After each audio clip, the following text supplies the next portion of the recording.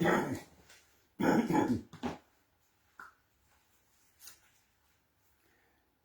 day and welcome. It is Tuesday, and on our calendar for this week, it is the 12th of Nisan. The 12th of Nisan, the same Tuesday, 2026 years ago. What happened on that day?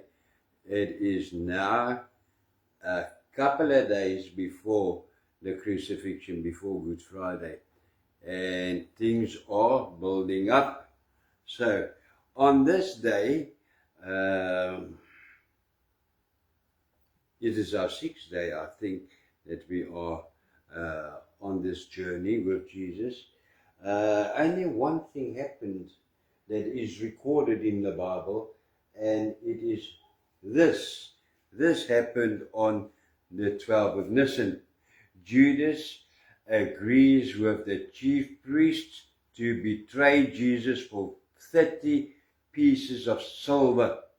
That you can read in, it is in Matthew chapter 26, verse 14 to 16, Mark chapter 14, verses 10 and 11, and Luke chapter 22, chapters 3 to 6.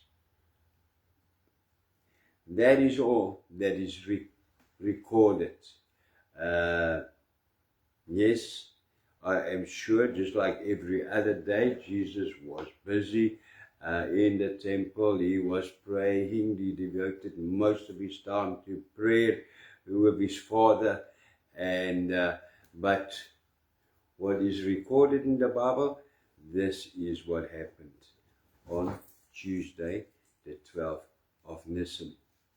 So, tomorrow it will be Wednesday, the 13th of Nisan, and then you will see a lot of things is going to happen tomorrow, and it is Wednesday and Thursday, and then Friday, the crucifixion, which was a very busy day. So the next 3 days are going to be very, very busy and packed.